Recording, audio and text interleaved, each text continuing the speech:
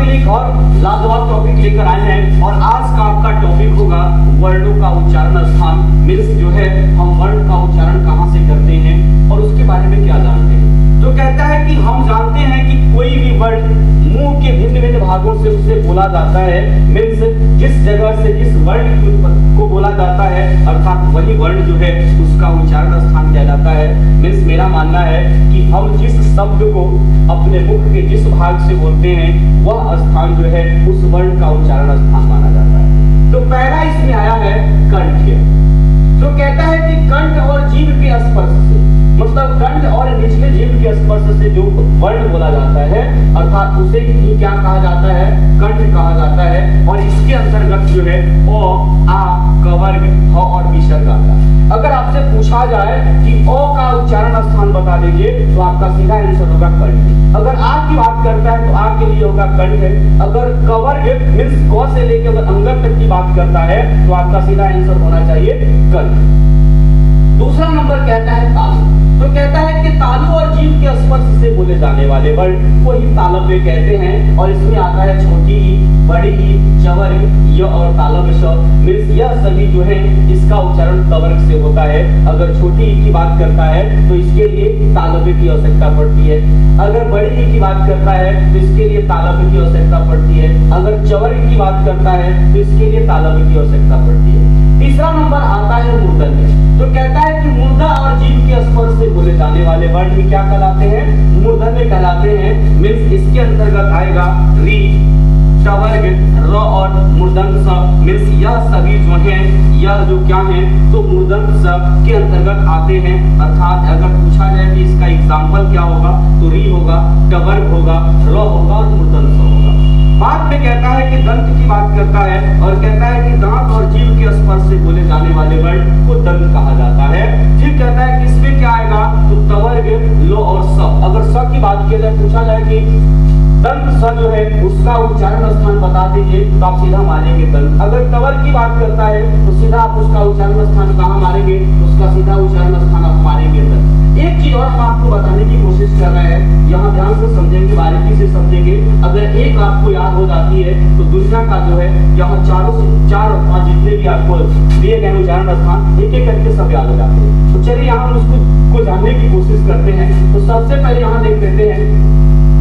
सबसे पहले हमने लिया कंठ की बात। तो इसमें कहता है कि कंठ और जीभ का स्पर्श होगा। किसका स्पर्श होगा बाबू, तो कहता है कि कंठ और जीभ का स्पर्श होगा। लेकिन दूसरा कहता है कि तालव्य। तो यहाँ देखिएगा जब तालव्य की बात करता है तो इसमें तालव्य में तालु है और वह किसके साथ स्पर्श करेगा, जीभ के साथ स्पर्श करेगा।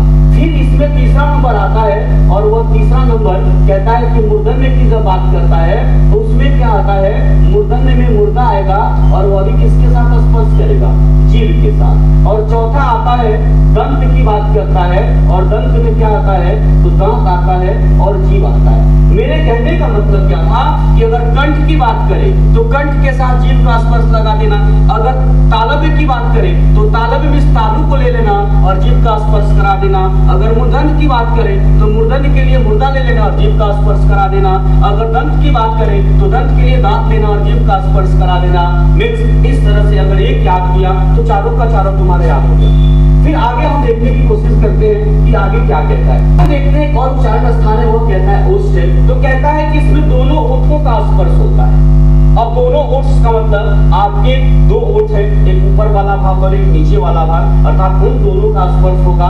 अर्थात इसके लिए क्या आएगा तो छोटी ई, ऊ, बड़ा ऊ और कवर्ग। अर्थात ओष्ठ के अंतर्गत क्या क्या आते हैं तो कवर्ग आते हैं, छोटा ऊ आता है और बड़ा ऊ आता है। इस तरह से जो है एक एक करके आप सारी चीज को याद कर सकते हैं। फिर एक बार यहाँ ध्यान से समझने की कोशिश करेंगे। अगर कंठ की बात करेगा तो इसके लिए आप क्या लेंगे तो कंठ और क्या लेंगे, जीभ लेंगे। क्या लेंगे, कंठ और जीभ। अगर यहाँ तालव्य की बात करता है तो तालव्य में क्या लेंगे, तालव्य में लेंगे तालु और प्लस जीभ लेंगे। क्या लेंगे, तालु और जीभ लेंगे। अगर यहाँ देखेंगे अगर मूर्धन्य की बात करता है तो मूर्धन्य में क्या लेंगे तो मूर्धन्य में मुर्दा और प्लस क्या लेंगे तो जीभ लेंगे। अगर दंत की बात करता है तो अगर दंत में क्या लेंगे तो दंत में दांत लेंगे और फिर क्या लेंगे, जीभ लेंगे। लेकिन एक लास्ट बचता है ओष्ठ।